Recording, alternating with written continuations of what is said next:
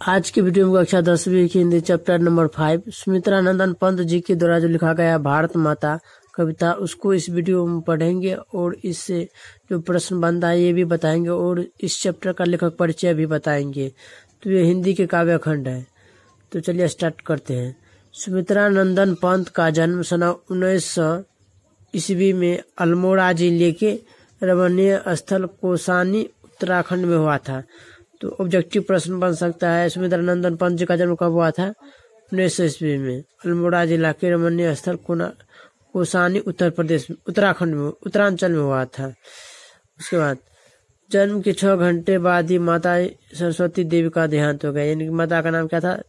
सरस्वती देवी। पिता का नाम गंगादत्त पंत कसोटी टी एस्टेट में अकाउंटेंट थे। पंत जी की प्राथमिक शिक्षा गांव में हुई और फिर बनारस में उन्होंने हाई स्कूल की शिक्षा पाई। वे कुछ दिनों तक कलाकांकर राज्य में भी रहे। उसके बाद आजीवन वे इलाहाबाद में रहे।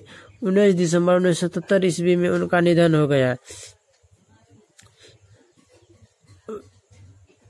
पंत जी का आरंभिक काव्य प्रकृति प्रेम और शिशु सुलभ जिज्ञासा को लेकर प्रकट हुआ। उनकी आरंभिक रचनाएं प्रकृति और सौंदर्य के प्रेमी कवि की संवेदनाशील अभिव्यक्तियों से परिपूर्ण है।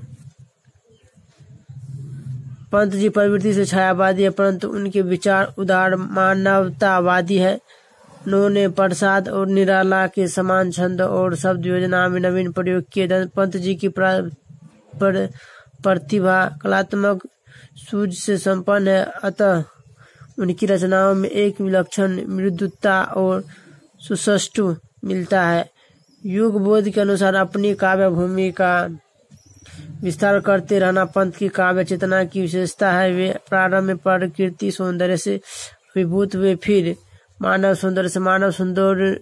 सौंदर्य ने उन्हें समाजवाद की ओर आकृष्ट किया। समाजवाद से वे अरविंद दर्शन की ओर प्रवृत्ति हुए। वे मानवतावादी कवि थे जो मानव इतिहास की नित्य विकास में विश्वास करते थे। वे अतिवादी एवं संकीर्णता के घोर विरोधी रहे। उनका अंतिम काव्य लोकायतन है जो उनके परिपक्व चिंतन को समेट देता है। उनकी प्रमुख काव्य कृतियां, ये भी याद कर लीजिए, इससे प्रश्न रहता है।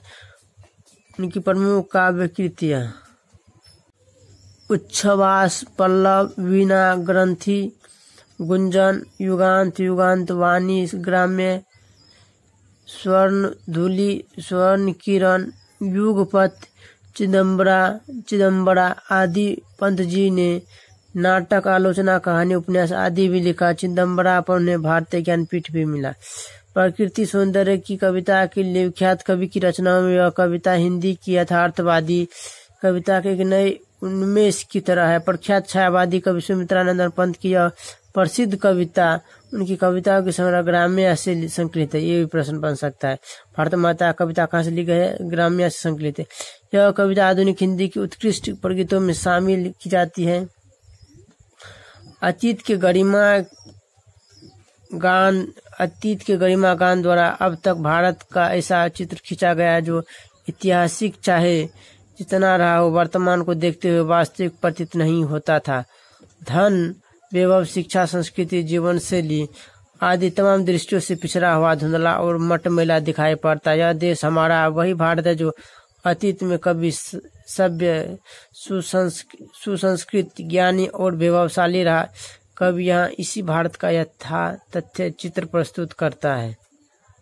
चलिए भारत माता कविता पढ़ते। भारत माता ग्राम वासनी खेतों में फैला है श्यामल, धूल भरा मैला सा आंचल, गंगना यमुना आंसू जल, मिट्टी की प्रतिमा उदासनी। यानी कि लेखक बता रहे भारत माता गाँव में निवास करते, खेतों में जहाँ काम करते हैं किसान, वहाँ पर भारत माता निवास करते। दैन्य जरित अपलक नत चितवन, अंधेरों में चिर नीरव रोदन, युग युग के तम से विष्णुन मन, व अपने घर में प्रवासनी। ये भारत माता के बारे में लेखक बता रहे हैं। जहाँ खेत सदा हरे भरे रहते हैं, किंतु वहाँ के निवासी शोषण के चक्की में पीसकर क्लांत दिखाई पड़ते हैं। गरीबी से चेतन मनुष्य जिसकी दृष्टि बिना पलक गिराए हुए झुकी है, जिसके होठों पर दीर्घकालीन शब्दहीन रोदन हो। भारत माता आप अपने घर में ही विदेशी बनी हुई दिखती है। 30 कोटि संतान नग्न तन, अर्ध क्षुतिज शोषित निरस्त जन, मूढ़ असभ्य अशिक्षित निर्धन, नतमस्तक तरोतरल निवासिनी, स्वर्ण सस्य पर पद तल लुंठित धरती सा सहिष्णु मन कुंठित, क्रंदन कंपित अधर मन स्मित राहु ग्रसित सार्तेंदु हासिनी। लेखक बता रहे भारत माता आपका स्वर्णिम फसल दूसरे के पेड़ के नीचे रौंदा जा रहा है। धरती की तरह सहनशील गतिहीन मन वाली रोलाई से कांपता हुआ मौन मुस्कान लिए अधर वाली राहुग्रसित राहुग्रह लगा हुआ शरद पूर्णिमा की चंद्रमा की तरह हंसने वाली आप दिखती है।